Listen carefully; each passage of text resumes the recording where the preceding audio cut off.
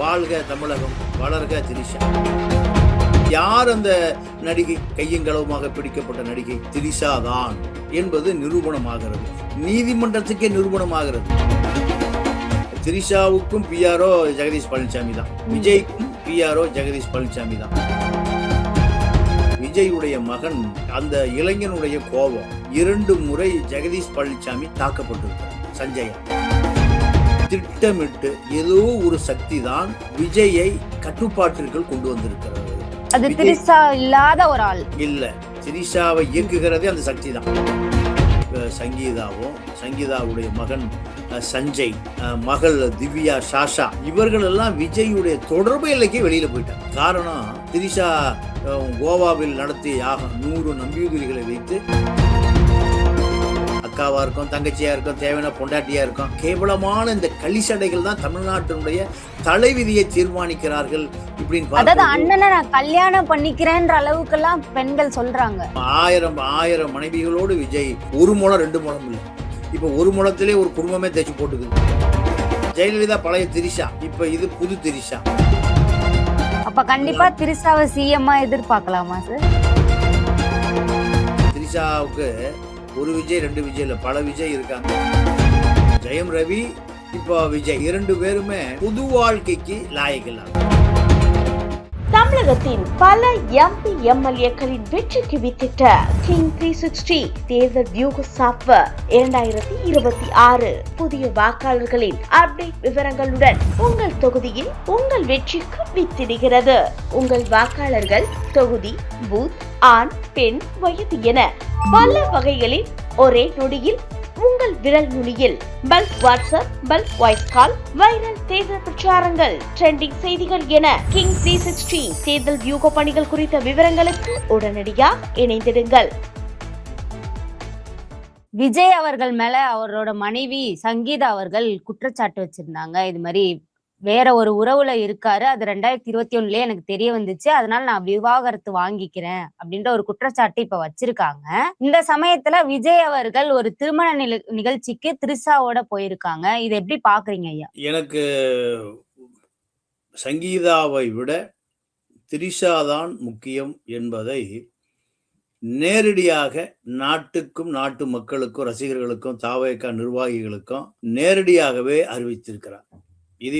இந்த சங்கீதா திரிஷா விடயத்தில் சர்ச்சைக்கு முற்றுப்புள்ளி வைத்திருக்கிறார். ரகசியமான உறவு, திருமணத்திற்கு மீறிய உறவு, இப்படி சங்கீதா நீதிமன்றத்திற்கு போன பிறகு அந்த உறவு உண்மைதான், அந்த உறவு பிரிக்க முடியாத உறவு என்பதை தெல்ல தெளிவாக நீதிமன்றத்திற்கும் அவர் சொல்லியிருக்கிறார்.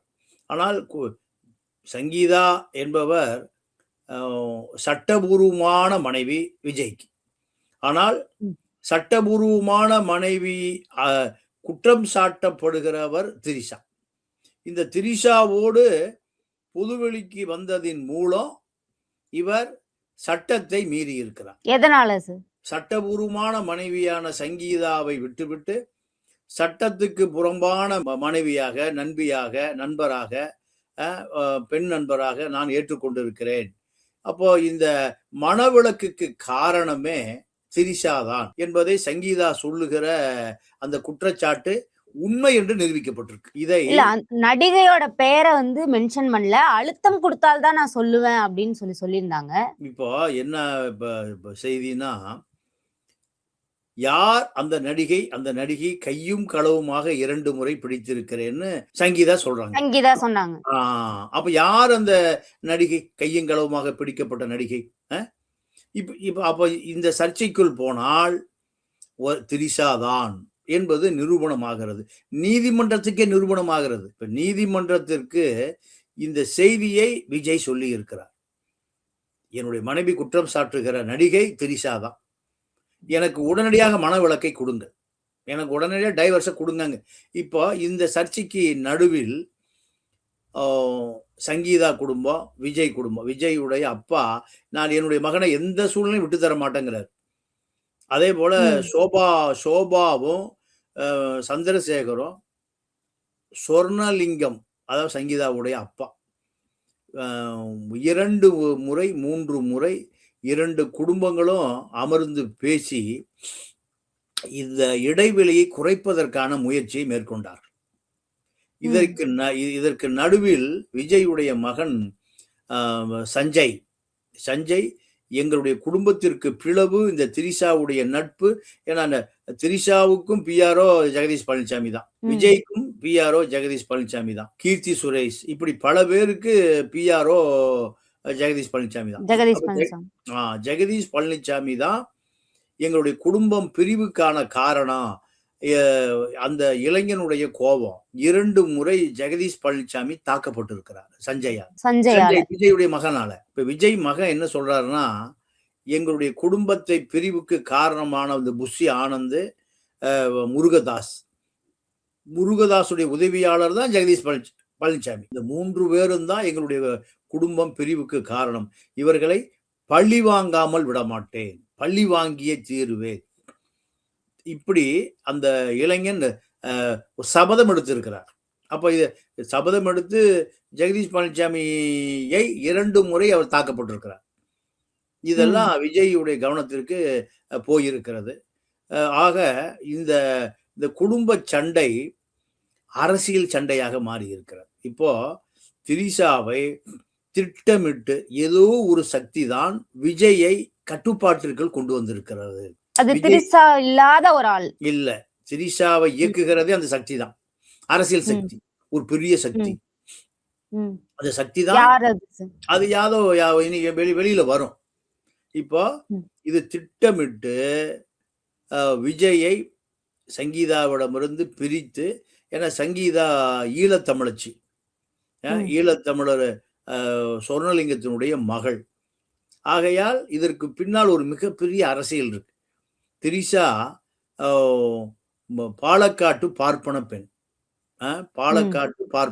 பார்ப்பனத்தி. அப்போ இந்த பார்ப்பன அரசியல் தான் விஜயை முழு கட்டுப்பாட்டில் எடுத்திருக்கிறது.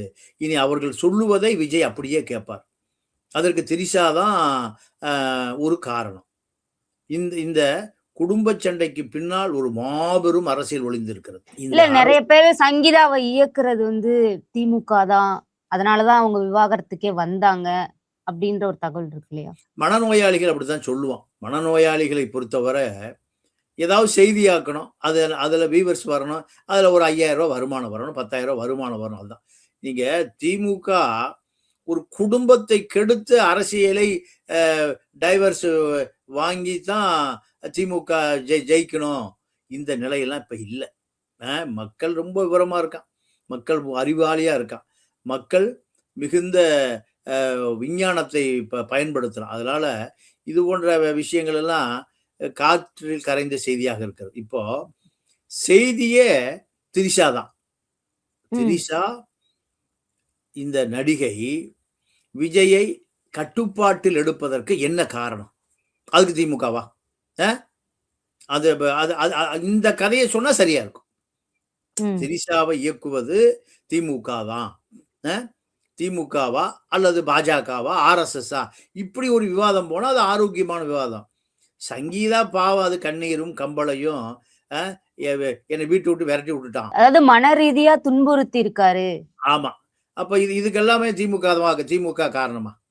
மனநோயாளிகள் இந்த மீடியால எப்படி இருக்கான்னு பாருங்க. சட்டையை கிழித்து விட்டு கீழ்ப்பாக்கத்தில் அனுமதிக்கப்படுகிறவரெல்லாம் பத்திரிகையாளனா செய்தியை கிளப்பி விட்டுட்டு இருக்கிறான். அதெல்லாம் இதுக்கெல்லாம் நேரமே ஒதுக்கக்கூடாது. அதாவது சங்கீதா ஏறக்குறைய ஒரு 3 வருட காலமாக சங்கீதாவும் சங்கீதாவுடைய மகன் சஞ்சய், மகள் திவ்யா சாஷா, இவர்கள் எல்லாம் விஜயுடைய தொடர்பு எல்லைக்கே வெளியில போயிட்டாங்க. காரணம், நீங்க வெளியே அனுப்புவதற்கு காரணம் ஆன்மீகம் தான், ஜோசியம் தான். நீங்க சம்சாரியாக இருந்தா நம்புறாரா? நம்பாம கழுத்துல பூரா உத்தராட்ச கொட்டையை போட்டு திரிகிறாரு. திரிஷா கோவாவில் நடத்திய யாகம், 100 நம்பியுதிரிகளை வைத்து நடத்திய யாகத்துக்கு 2 பேரும் சார்ட்டர் ஃபிளைட்ல போறாங்க கோவா. இங்கெல்லாம் யாகம் நடத்தினா தெரிஞ்சிடும்னு கோவாவில் சினிமாக்காரனுக்கு பூரா குடி கூத்து கும்மாளம் எல்லாமே கோவாவில் தான். ஆர்த்தியும் ஜெயம் ரவியும் பிரிஞ்சதை கெனிஷா உள்ள கிராஸ் ஆனது கோவாவில் தான். கோவா இந்த சினிமா இப்ப அவங்க 2 பேரும் ஒரே ஆடை அணிந்து ஒரு திருமண நிகழ்ச்சிக்கு வந்தாங்க.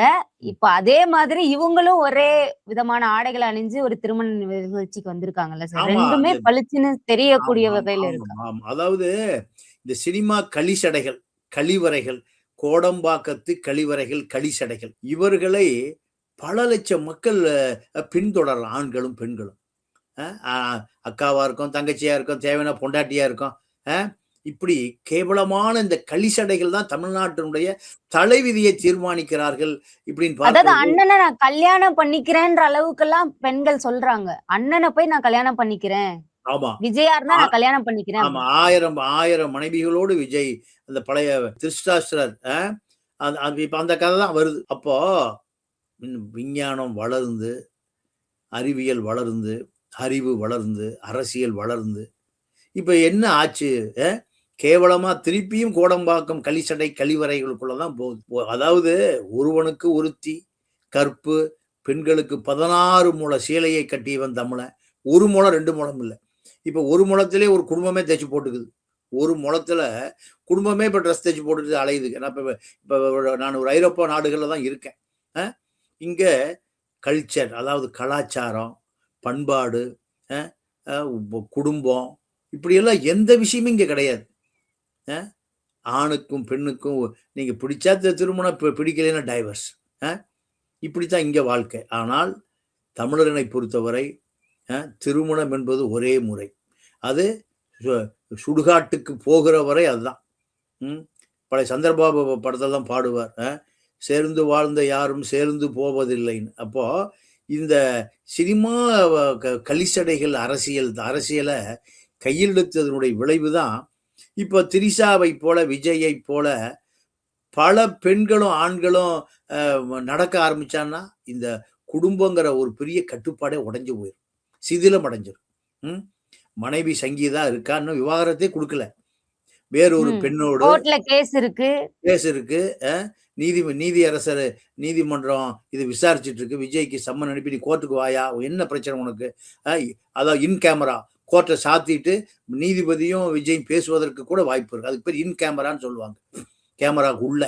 இப்படியெல்லாம் இருக்கிற பொழுது நான் அந்த நடிகையோட தான் வருவேன். அந்த நடிகை வருண்மணியன்னு இந்த அம்மாவை விட ஒரு 5 வயசு குறைந்த ஒரு இளைஞனை ஊர் ஊரா சுத்தினது தெரியும். இப்படி இந்த அம்மாவுக்கு பல தொடர்புகள். 1 கோடி ரூபா செல்ஃப் செக் வாங்கி இந்த அம்மா எடுத்த கதை. திருப்பூர்ல ஒரு பெரிய ஏற்றுமதியாளர் செல்ஃப் செக் 1 கோடி ரூபாய்க்கு. இப்படி பல கதை இருக்கு.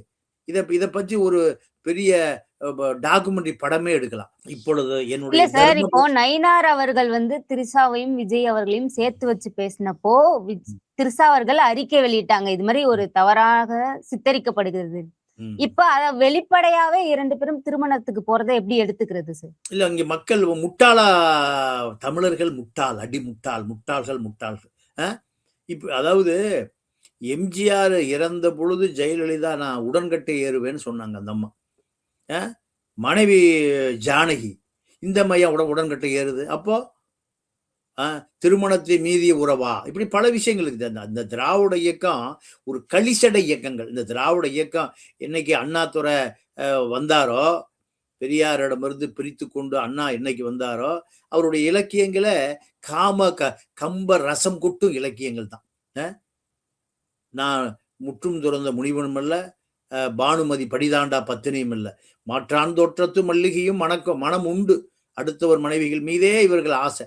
அப்போ நான் வந்தால் விடமாட்டேன், தானாக போக மாட்டேன், இதெல்லாம் இலக்கியம், இவர்களுக்கு இலக்கியம். ரோமாபுரி ராணிகள், இந்த களிசடைகள் பூரா இப்ப எங்க போய் நிக்குது?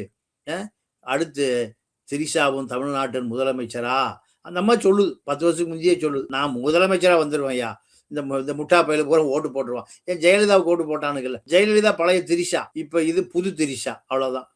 ஜெயலலிதாவும் எம்ஜிஆர் விஜய் அவர்கள் ஆமா அந்த மாதிரி ஆட்சிதான் தரப்போறேன்னு சொல்றாரு இல்ல சார்? இல்லம்மா, எம்ஜிஆர ஒரு கரைபடிந்த அரசியல் சொல்லவே முடியும். இப்ப நான் ஐரோப்பாவில் இருக்கேன். எம்ஜிஆர இங்க இருக்கிற ஐரோப்பா இருக்கக்கூடிய ஈழத்தமிழன் எல்லாம் கடவுளுக்கு இணையா அவன் யாரையுமே மதிக்க மாட்டான். ஈழத்தமிழன் பெரிய அறிவாளி. ஐரோப்பா நாடுகள்ல புலம்பெயர்ந்த நாடுகள்ல இப்ப நான் பிரான்ஸ், ஜெர்மனி, ஹாலண்டு, லக்சம்பர்க் இப்படி ஒரு 5 நாடுகளை நான் சுத்திட்டேன். நிறைய ஈழத்தமிழர்கள் சந்திச்சேன். எம்ஜிஆரை கடவுளா கும்பிடலாம். ஏன்? எம்ஜிஆர் ராஜீவ்காந்திட்டு போய் சொல்றாரு, ஐயோ எங்க தலைவரை எங்களுக்கு எப்படியா ஒரு நாடு வாங்கி குடியா, உங்க அம்மா இந்திரா காந்தி தான் இதை முயற்சி பண்ணுச்சு, நீ முடிவுரை எழுது, நாடு வாங்கி கொடு. ஒரு தமிழர் சொன்னார் என்கிட்ட, அந்த போராளிகளுக்கு தேவையான பொருள்களை ஐரோப்பா நாடுகள்ல வாங்கி சென்னைக்கு அனுப்பிட்டா சரி, ஏர்போர்ட்ல போய் இறங்கிட்டா சரி, ஏர்போர்ட்டுக்குள்ள பொருள் வந்தா எம்ஜிஆர் எடுத்துக்கொண்டு புள்ளிட்டு கொடுத்துருவாராம். எவ்வளவு பெரிய செய்தி பாருங்க. ஐரோப்பா நாடுகள்ல எந்த பார்சல் சென்னைக்கு வந்தாலும், ஐயா ஒரு பார்சல் அனுப்பிச்சிருக்கையான்னா அது எந்த பொருளாக இருந்தாலும் சரி, அந்த பொருள் எம்ஜிஆர் எடுத்து புள்ளிட்டு கொண்டு சேர்த்துருவாராம். இப்படி அப்ப எம்ஜிஆர் போய் நம்ம குறை சொல்ல முடியுமா?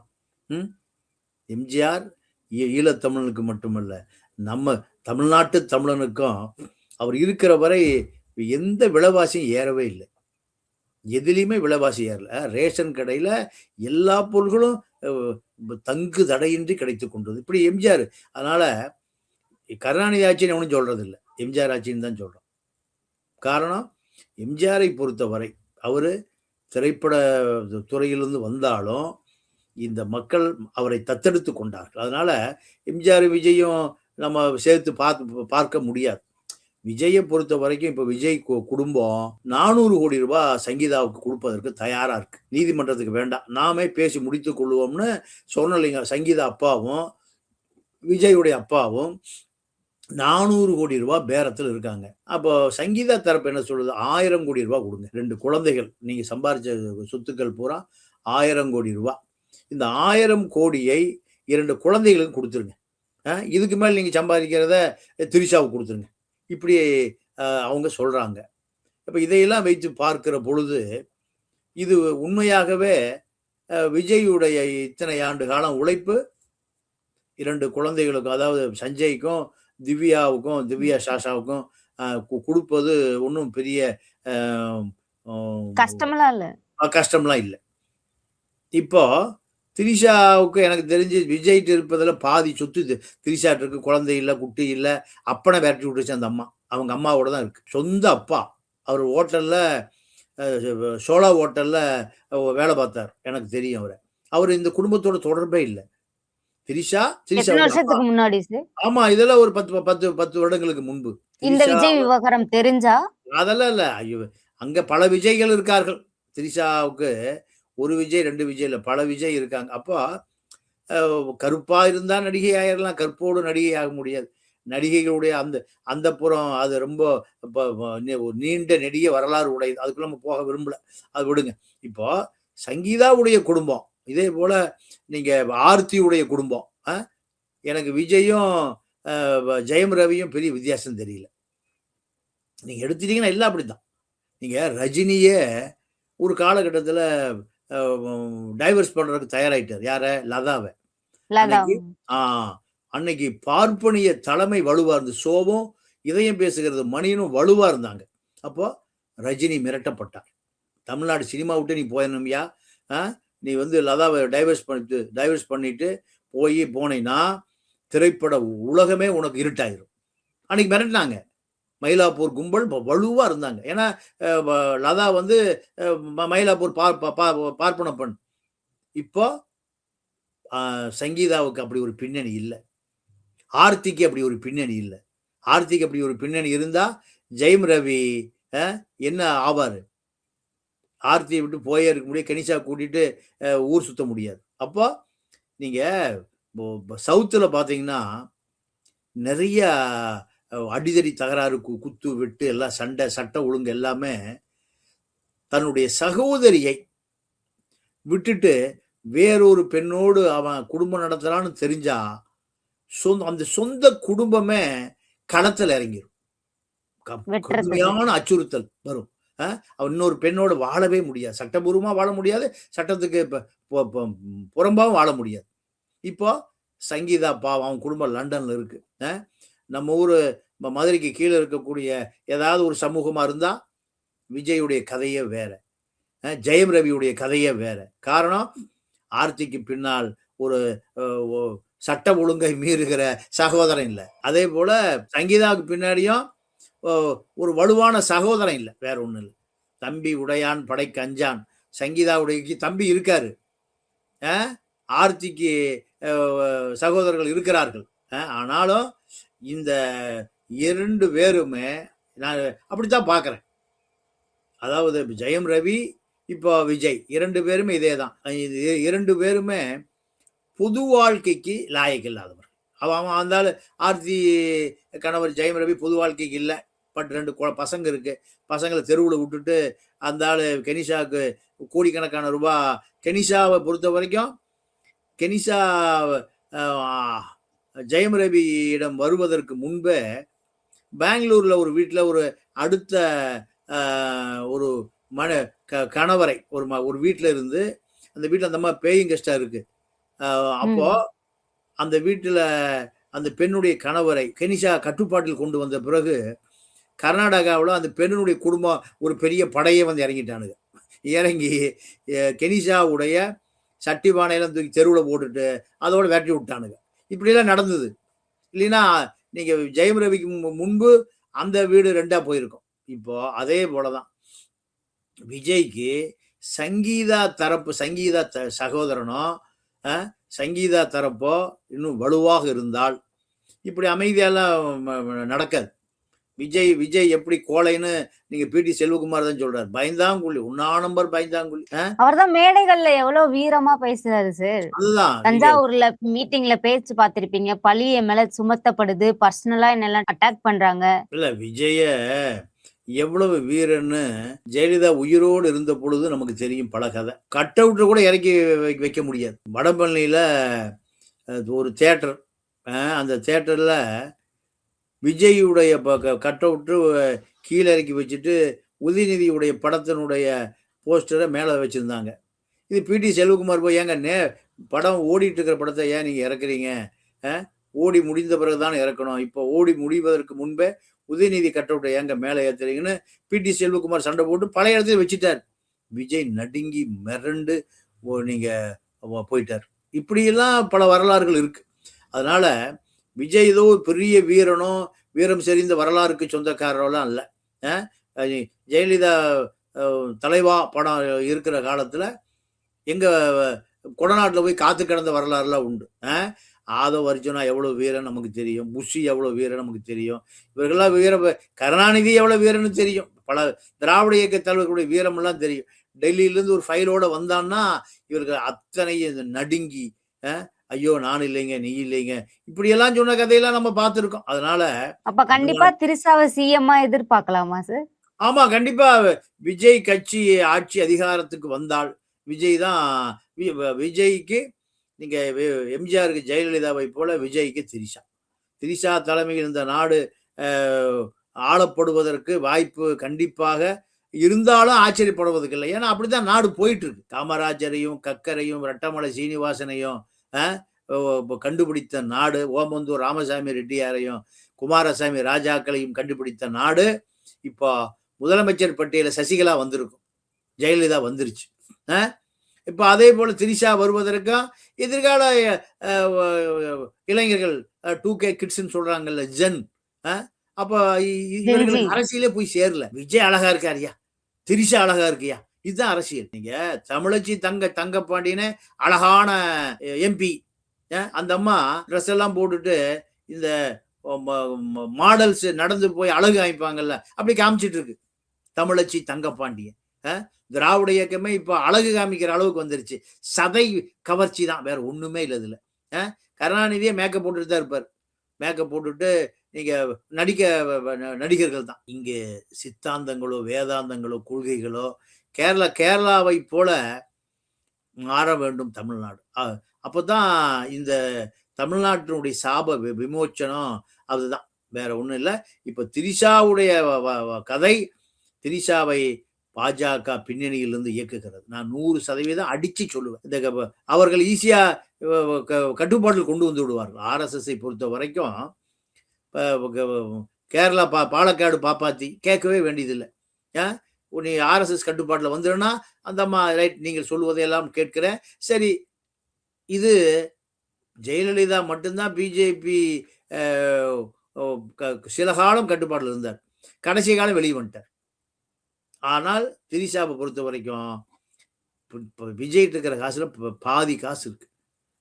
அப்பா விரட்டி விட்டுட்டு அம்மாவோட இருக்கு, இந்த குழந்தை குட்டி வாரிசு இல்லை, இருந்தாலும் அரசியல் அதிகாரம் அந்த அளவுக்கு தமிழன் முட்டாளாக இருக்கிறான். இன்னும் பார்த்தீங்கன்னா தமிழனுக்கு எந்த அதிகாரமும் இல்லை, எந்த அதிகாரமும் தமிழன்கிட்ட கிடையாது. ஏறக்குறைய 70-80,000 பேர் அகதி முகாம்ல அகதியாவே இருக்கான். அந்த தமிழனை காப்பாற்றுகிற அதிகாரம் எந்த தமிழனுக்கு இல்லை. எல்லாம் ஏமாத்துறான், எல்லா கட்சி தலைவரும் ஏமாத்துறான். 80,000 பேர் அகதி முகாம்ல பச்சை தமிழம் ஆகும் போறான். அந்த பச்சை தமிழ அகதி முக நாய்க்குட்டடியிலேயே கிடக்குறான். ஐரோப்பாவுல எம்பியா இருக்கான், எம்எல்ஏவா இருக்கான், உயர் அதிகாரிகளா இருக்கான், எங்கெங்கயோ போயிட்டான். ஐரோப்பாவுல, கனடாவுடைய டிஃபென்ஸ் மினிஸ்டரா இருக்காரு ஹரிசங்கரின்னு ஒருத்தர். ஆனா தமிழ்நாட்டுல தமிழனே அகதியா தான் கிடக்கிறான். தமிழ்நாட்டுல இப்போ திரிஷா கிட்ட தலைவராக ஏற்றுக்கொண்டான். வாழ்க தமிழகம், வளர்க திரிஷா. இதுவரை எங்களுடன் பல்வேறு கருத்துக்களை பகிர்ந்தமைக்கு நன்றி சார். நன்றி, வணக்கம். தமிழகத்தின் பல எம்பி எம்எல்ஏக்களின் வெற்றிக்கு வித்திட்ட கிங் 360 தேர்தல் வியூக சாப்ட்வேர் 2026 புதிய வாக்காளர்களின் அப்டேட் விவரங்களுடன் உங்கள் தொகுதியில் உங்கள் வெற்றிக்கு வித்திடுகிறது. உங்கள் வாக்காளர்கள் தொகுதி, பூத், ஆண், பெண், வயது என பல வகைகளில் ஒரே நொடியில் உங்கள் விரல் நுனியில் bulk WhatsApp, bulk voice call, viral தேர்தல் பிரச்சாரங்கள், ட்ரெண்டிங் செய்திகள் என கிங் 360 தேர்தல் வியூக பணிகள் குறித்த விவரங்களுக்கு உடனடியாக இணைந்திடுங்கள்.